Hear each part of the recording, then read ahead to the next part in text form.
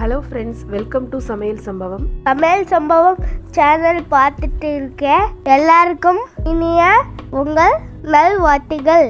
இன்னைக்கு நம்ம சேனல்ல சர்க்கரை பொங்கல் எப்படி செய்யறதுன்னு பார்க்கலாம். இந்த வீடியோல சொல்லியிருக்கிற இதே ப்ரொசீஜர்ல நீங்களும் ட்ரை பண்ணீங்கன்னா கோவில்களில் கிடைக்கிற அதே டேஸ்ட்ல அதே டெக்ஸ்சர்ல உங்களுக்கு சர்க்கரை பொங்கல் கிடைக்கும்.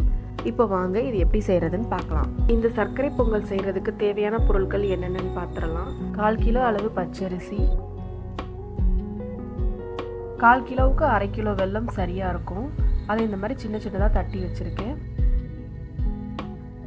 100 கிராம் அளவுக்கு நெய் எடுத்துக்கலாம். ஒரு 30 கிஸ்மிஸ் பழம், ஒரு 10 ஏலக்காய் எடுத்திருக்கேன், ஒரு 30 முந்திரி பருப்பு எடுத்திருக்கேன். இப்போ இது எப்படி செய்யலான்னு பார்க்கலாம் வாங்க. ஸ்டவ் ஆன் பண்ணிட்டு அதில் ஒரு குக்கர் வச்சுட்டேன். அந்த அரிசியை வந்து நல்லா கழுவி தண்ணியெல்லாம் வடித்து உள்ளே சேர்த்தாச்சு.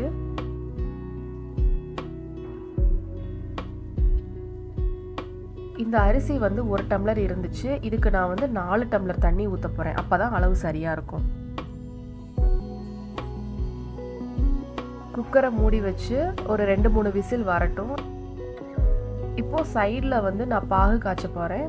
அதுக்கு ஒரு பாத்திரத்தில் நம்ம தட்டி வச்சிருக்கிற வெல்லத்தை சேர்த்துட்டு கொஞ்சமாக தண்ணி ஊற்றி இதை பாகு மாதிரி காய்ச்சிக்க போகிறேன்.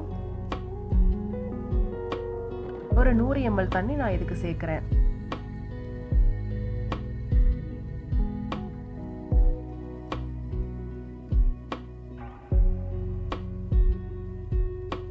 இப்போ பாகு நல்லா ரெடி ஆயிடுச்சு. குக்கர்ல இருந்து சவுண்டு வந்துடுச்சு. நம்ம இது ரைஸ் எப்படி வெந்திருக்கு நம்ம பார்த்துக்கலாம்.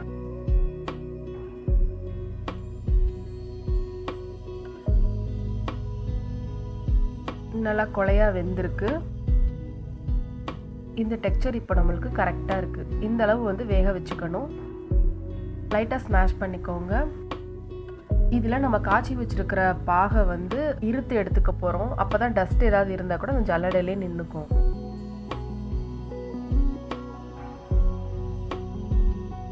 இந்த பொங்கலுக்கு நான் பாசிப்பருப்பு எதுவும் சேர்க்கலை. இந்த ரெசிபி எங்கள் பக்கத்து வீட்டில் இருக்கிற ஐயர் அக்கா தான் சொன்னாங்க. ரொம்பவே நல்லாயிருக்கும் அவங்க செய்கிற பொங்கல்.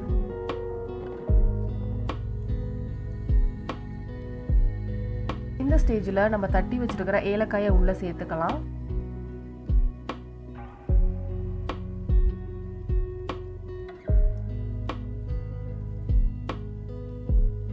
அடுத்ததா நம்ம நெய் காய்ச்சி அதில் வந்து முந்திரி பருப்பு, கிஸ்மிஸ் பழம் இதெல்லாம் வறுத்துக்க போகிறோம்.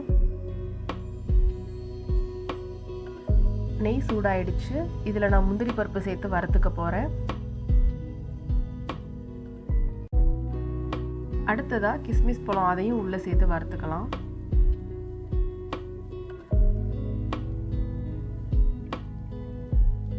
பொங்கல் ரெடி பண்ணியிருக்கோம்ல, அதுக்கு மேலே இதை ஊற்றி நல்லா மிக்ஸ் பண்ணிடலாம். இந்த மாதிரி முறையில் நீங்கள் செய்யும்போது பொங்கல் ரொம்ப நேரத்துக்கு இறுகாமல் ரொம்பவே சூப்பராக அந்த டெக்ஸ்சர் நல்லா இருக்கு. அவ்வளோதான், பொங்கல் ரெடி ஆயிடுச்சு. நீங்களும் இந்த ரெசிபி உங்கள் வீட்டில் ட்ரை பண்ணிவிட்டு இது எப்படி இருந்துச்சுன்னு கமெண்ட்ஸில் சொல்லுங்கள். மறக்காமல் நம்ம சேனலை சப்ஸ்கிரைப் பண்ணிக்கோங்க. தேங்க்யூ.